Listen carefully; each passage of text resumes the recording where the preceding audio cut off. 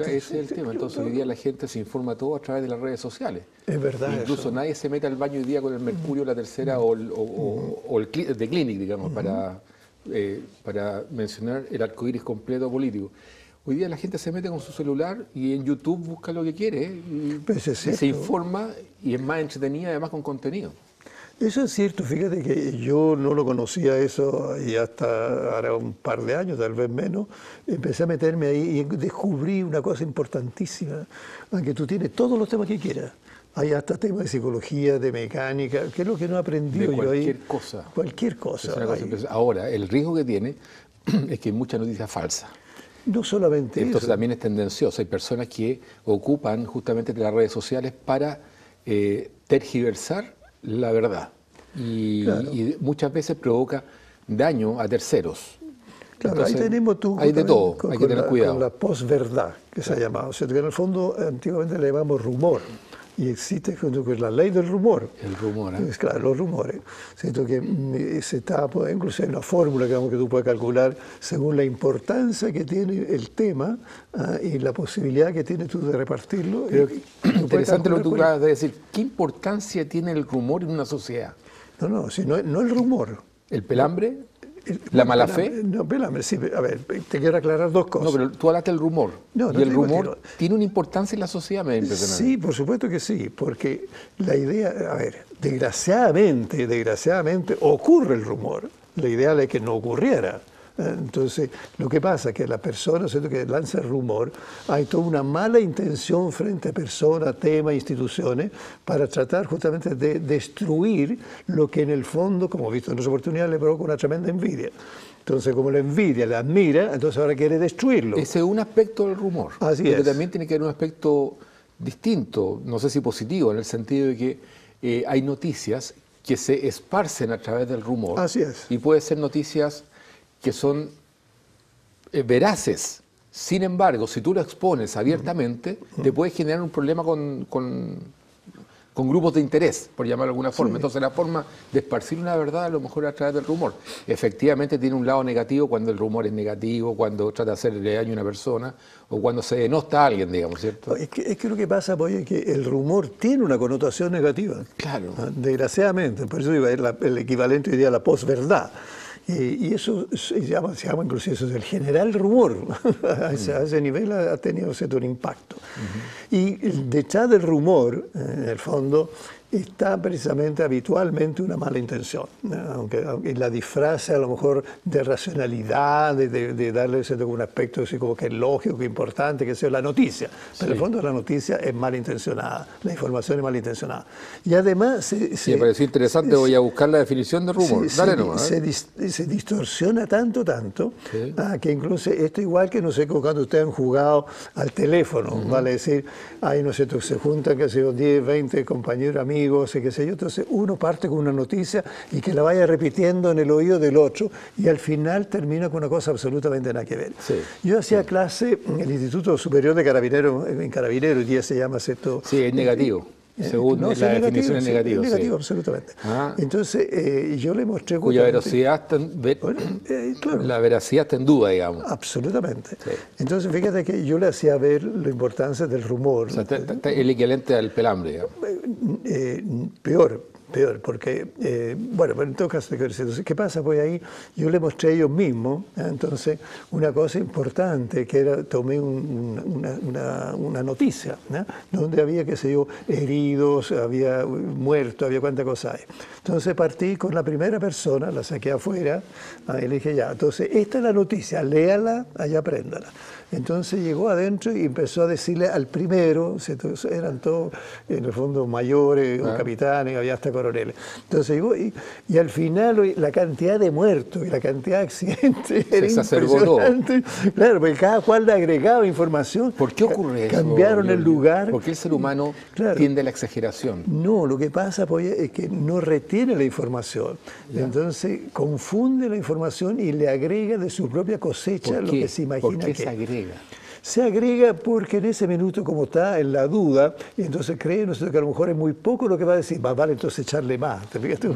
Más de más que de menos. Pero la gente me da la impresión que busca validarse a través del rumor también. Bueno, eso y la verdad que a mí lo que me ocurre cuando una persona pela a otro, yo tiendo a pensar que la persona que está pelando es una persona que tiene problemas. Eso de todas maneras.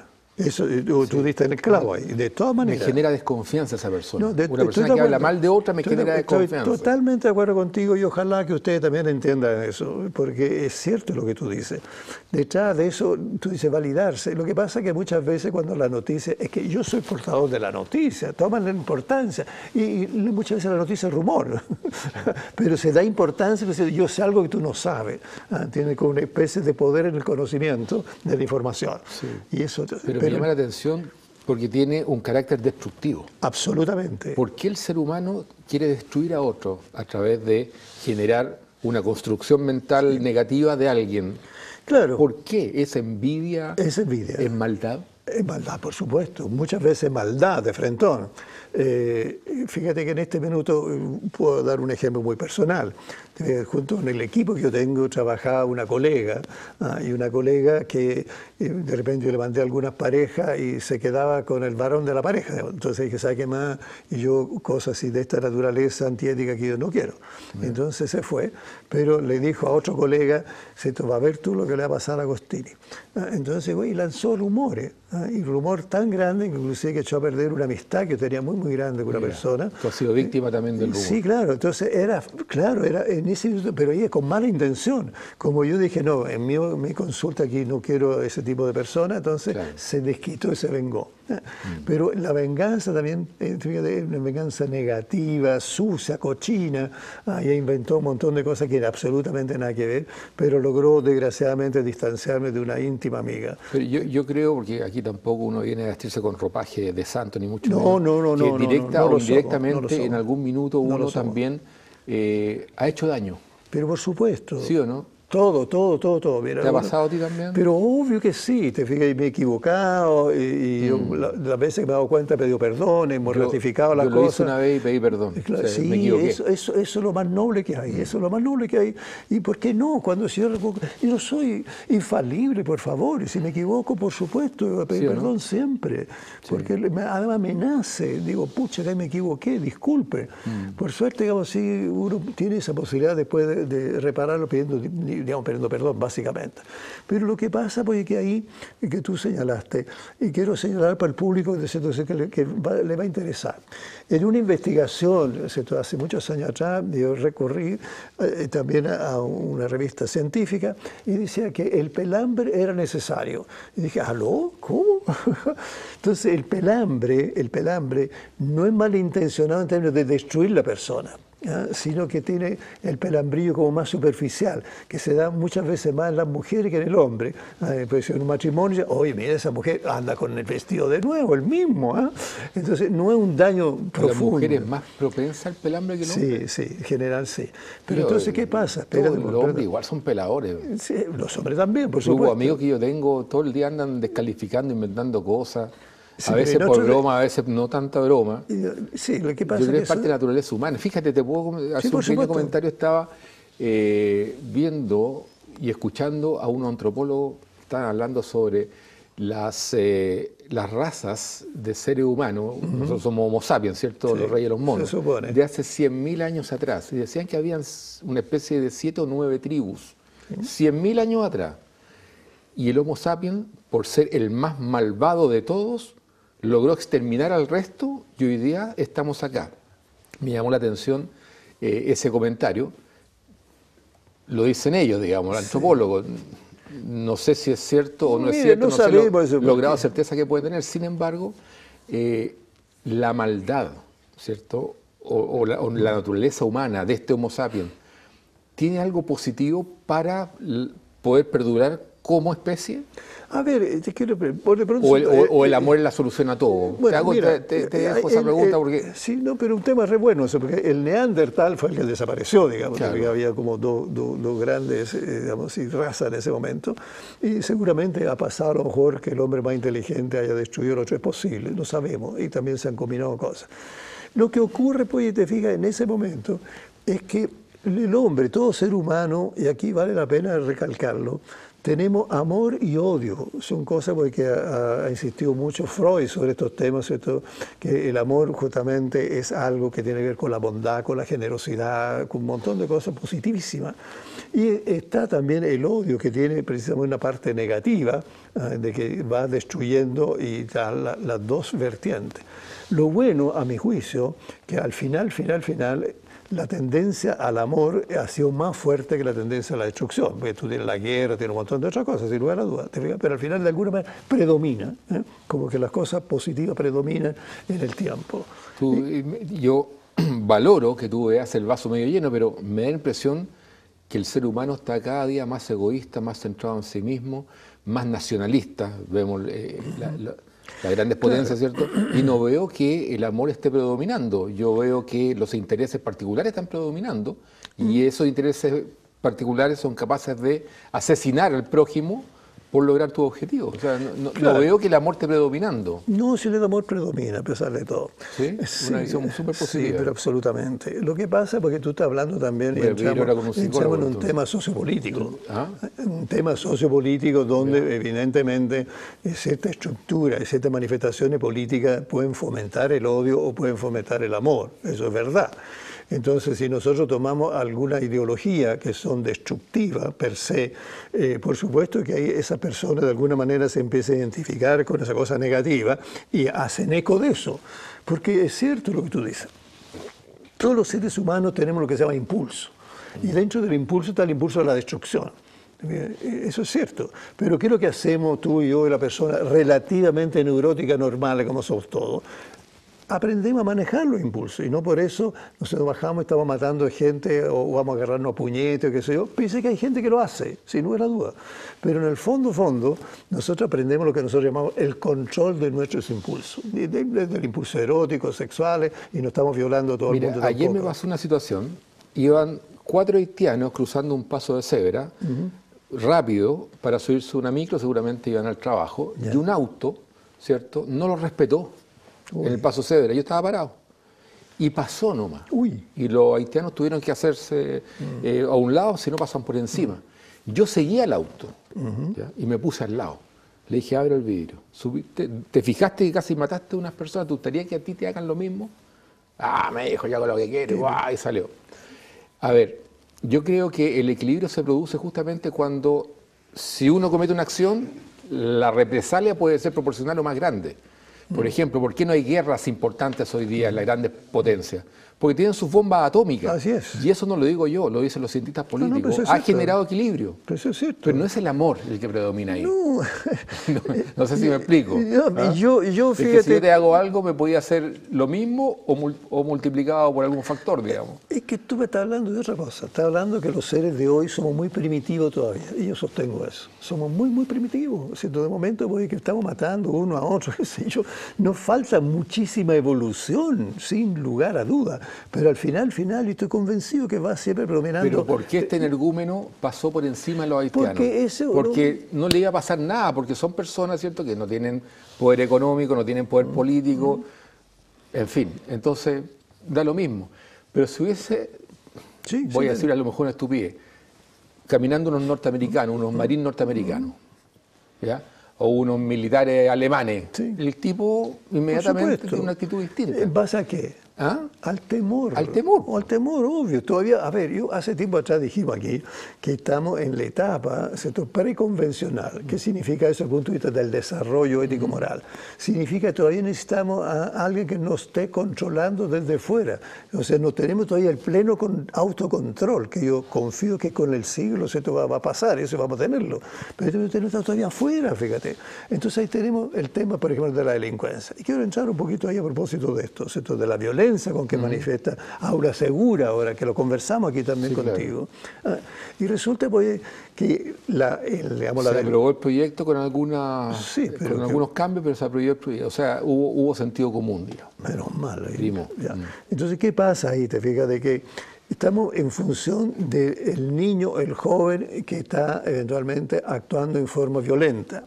Pero no hemos entrado en absoluto y lo conversamos que cuáles son las raíces de eso. Pero muchas veces están inducidos. Por supuesto. No es que su naturaleza sea perversa. No, a eso es lo que voy. Inducidos por terceros que logran capturar el cerebro de estos jóvenes, claro, con ideología, con una serie de cosas. Claro, y ahí entonces tú tienes otra razón en eso. Te fijas que está demostrado que la ideología, según los que manejan esa ideología, puede convertir a la persona también en personas bastante más malévolas o sanguinarias en algunos casos.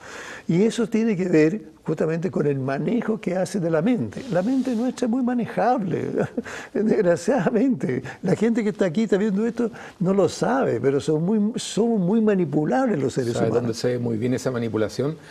Por ejemplo, en Bolivia. En Bolivia, no sé si lo hemos conversado acá en otro programa, en los colegios, a los chiquititos, bien chiquititos, les pasan unos libros con un personaje que se llama Evito, por Evo Morales. Evito fue víctima del imperialismo. Evito creció en la pobreza por culpa del imperialismo. Entonces, te van construyendo ¿cierto? Ideas y mensajes que son tremendamente nocivos para esos niños que crecen con odio, con resentimiento contra Chile, ni hablar. ¿Ah? Los papás de Vito, ¿cierto?, fueron víctimas de los chilenos o el abuelo de Vito, en fin. Entonces, efectivamente, la ideología contamina y hace mucho daño. Y daño por varias generaciones. Pero piensa tú mismo Hitler, tenía un psicólogo. Goebbels, justamente. Jefe de información. Pero, entonces miente que algo queda. Eso es, ¿te fijas? Entonces, ahí donde tú manipulas la mente, es increíble. Nosotros, ¿cierto?, cuando tenemos que hacer las pericias, tenemos que ser muy, muy cuidadosos, que a veces la persona te miente sin mala intención, sino que está mal informado consigo mismo. Sí, pero en el caso de los alemanes... No, eso fue, por favor. Eso fue un error de los aliados de someterlos a sanciones demasiado drásticas a la Alemania, que no podían salir. Entonces surge un caudillo como Hitler y empieza a manipular efectivamente a través del odio. En el odio. Y el resentimiento. Es lo que estamos hablando. Amor, odio. Claro.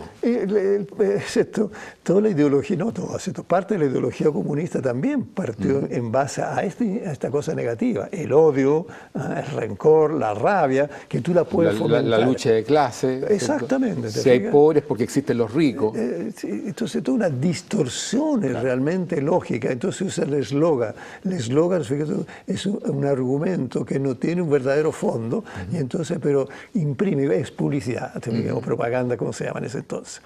Pero si volvemos un poco, me preocupa, esta ola segura, de cuánto no ha aparecido ahí, y me ha preocupado, de que una preocupación, ¿qué pasa en ese joven? ¿Cuál es su entorno familiar? ¿Cuál es el entorno social, el barrio, etcétera, donde vive? ¿Cuáles son los amigos con los cuales vive? ¿Por qué ese joven se ascribe a un acto violento y a lo mejor el otro compañero no? Hay una diferencia, tenemos una respuesta que tenemos que dar como social, tenemos que dar un análisis sociológico, por una parte, psicológico, individual, pero la cosa es mucho más amplia. Entonces aquí estamos solamente en la sanción. Pero no veo yo ahí todavía, bueno, una vez que este joven fue, supongamos, destruyó, amenazó, ¿qué se hizo con él después? Se cambió de colegio nada más. Pero ¿alguien se preocupó de él? ¿Alguien se preocupó de su familia? ¿Alguien se preocupó del barrio? Fíjate que a mí me gustó mucho los psicólogos en Uruguay. Fíjate que ahí, dentro de la psicoterapia, se incluye la gente del barrio, a donde ese niño o ese joven vive, y se pregunta quiénes son, qué es lo que hay, y se incorpora a la terapia con un éxito fantástico. Justamente porque el niño después, cuando vuelve, tiene redes sociales que antes no tenía. Entonces ahí tenemos un cambio importante, que aquí ojalá lo estemos haciendo también. Pero el ser humano es intrínsecamente perverso, ¿no? A ver, tú estás reflejando lo que dijo Freud con respecto a los niños. Sí, señor. Son perversos polimorfos, decía Sigmund Freud. Sí. Pero, o sea, cuando tiene la posibilidad de serlo, es perverso, ¿no? Depende de nuevo, qué formación tiene. Si tiene una formación ética, no lo va a hacer. ¿Es formación o es la naturaleza? No. Pues cuando tú analizas, fíjate, antropológicamente, Margaret Smith analiza las primeras tribus que están todavía en esa época estaban vigentes. Todo este tipo de cosas no existen. Entonces está la colaboración, la ayuda, etc. No está esto que nosotros vimos en nuestra sociedad occidental. Entonces, ahí donde vemos que la cultura o la mala cultura, te fijas, influye muchísimo en cómo la persona después se libera del autocontrol y rompe entonces la Lo que regla. pasa es que si el ser humano no tiene freno, no le pone el límite, se va con todo el hilo del carrete. Eso es una cuestión impresionante, puede ser tremendamente malo. Me tocó, y nosotros lo hemos conversado, ver en la India una crueldad con respecto a los niños. Es tan grande el negocio de la mendicidad en la India, que a los niños le cortan un bracito, le cortan un pie para que salgan a pedir dinero. Es mucho el dinero que se recolecta, mucho. O sea, estamos hablando de cantidades, es una industria gigantesca. Y el ser humano, por ambición, es capaz de hacer ese daño a los niños. Ahí tú tienes la palabra exacta, ambición, prepotencia, dominio. Si tú fuiste a la India y viste esa atrocidad, ese dolor de los niños que no tienen allá protección social, ni mucho menos, tú dices, ¿sabes qué? Dios me mandó a la India para poder entregarles a ellos un mejor futuro y voy a trabajar por ellos. ¿Sabes lo que ocurre contigo? Te matan allá. Las mafias tan potentes que no permiten que las personas que ven ese dolor, que quieren ayudar, que quieren hacer fundaciones para aquello, lo hagan y lo matan. O sea, ¿hasta dónde el ser humano, si tú no le colocas límites, es capaz de irse a extremos y límites que pueden ser insospechados, digamos? Y lo hemos visto. Sí. A ver, fíjate, hay una cosa muy curiosa, ¿ya? En esta una encuesta que se hizo en toda Latinoamérica, la 51% está pidiendo que exista un gobierno de mano firme, autoritario, no autoritarista, o sea, pero como que y desconfían de la democracia. Porque algunos autores dicen que la democracia ha sido demasiado laissez-faire.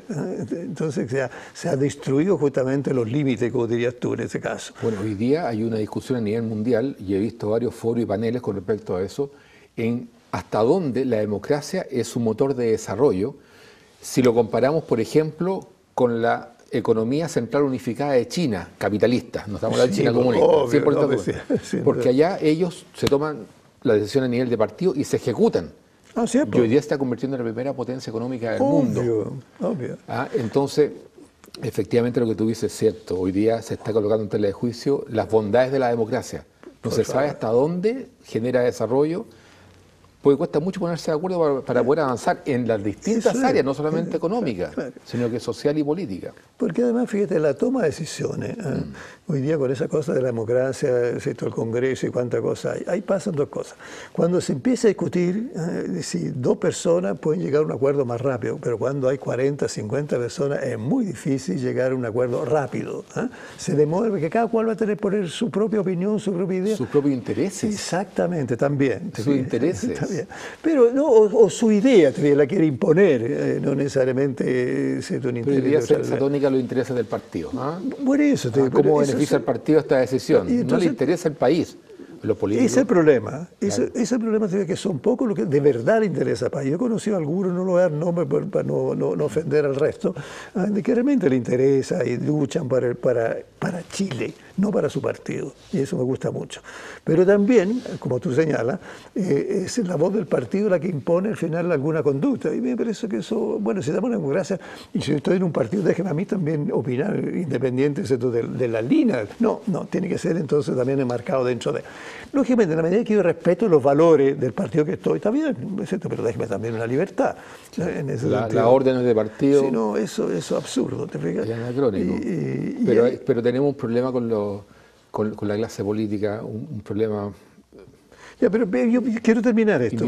Piensa tú. A mí realmente me provoca cierto escozor cuando veo personas que están decidiendo leyes y que no tienen ni idea muchas veces del tema que están hablando. Entonces se hacen buscar los asesores, y después aparece esta asesoría, son cobradas y no aparece por qué, dónde están, son copias, digamos, de cosas del internet. Entonces, entonces me molesta, me molesta porque no tiene, digamos, si quiere de alguna manera dar alguna idea, pero con fundamento, pero fundamento donde la persona tiene realmente asesores serio. A mí me dijeron que soy tecnócrata en eso. Sí, lo soy, que en la medida que pondría a la persona que está más informada, que está más preparada. A mí me da risa cuando veo pues, personas que opinan sin tener idea. Yo no lo voy a nombrar, pero me llamó muchísimo la atención a una persona cuando yo hablé del terrorismo. Entonces, no, pues me dijo, si el terrorismo es solamente terrorismo de Estado. Profundo desconocimiento. Cuando dice, no, solamente el Estado es terrorista, ¿de a dónde? Y eso después significa ley, significa otra cosa, pero por favor, oye, eso lo que pasa es que cuando cambia un gobierno, cambia 180 grados la línea, ¿cierto? Y el proyecto país. ¡Qué absurdo! Entonces, en los países desarrollados, si tú te fijas, se mantienen no solamente las personas en las instituciones, sino que además, por ejemplo, los embajadores. Hay poca rotación de embajadores en los países desarrollados. Pero por supuesto. Porque acá llega un gobierno nuevo, salen todos y entran. Eso es propio de los países subdesarrollados. En los países desarrollados se mantienen a los embajadores en general. Claro, porque tienen la trayectoria, y porque hay un proyecto país. Por favor, eso, proyecto y el país. Gobierno que sigue, ¿cierto? Que lo sucede, sigue la línea de ese proyecto país. Por supuesto, con algunos matices, qué sé yo, pero están todos comprometidos con el futuro del país. Acá el país está tremendamente polarizado. Un grupo quiere un modelo de sociedad, el otro un modelo radicalmente distinto de sociedad. A pesar, como tú lo has dicho muchas veces, que no funciona. Ese modelo que quieren imponer los otros no funciona en ninguna parte del mundo, pero igual lo quieren imponer. Entonces, ahí tú dices, ¿es lógico eso? Que un diputado diga, no, usemos la retroexcavadora. Y dice, aló, ¿dónde está la lógica de eso? ¿Dónde está el fundamento de lo que está diciendo? Solamente se puede explicar a través del resentimiento, la envidia, el rencor, el odio y las cadenas que arrastra. Pero ¿cómo una sociedad se inmuniza frente a este tipo de personajes? Ese es muy buen tema. Porque no puede ser que de repente, y no sé si lo hemos conversado en otras ocasiones, que un país se constituye claramente a través de sus fronteras, ¿cierto? A través de su fuerza política, pero parece que ya no se acabó el programa, así que en un programa siguiente nosotros vamos a poder desarrollar este tema, pero es realmente preocupante el no tener un proyecto país donde la gente, ni siquiera los empresarios, fíjate, yo converso con empresarios, me dicen, yo en este país, después del gobierno de Bachelet, no me proyecto nunca más en el largo plazo.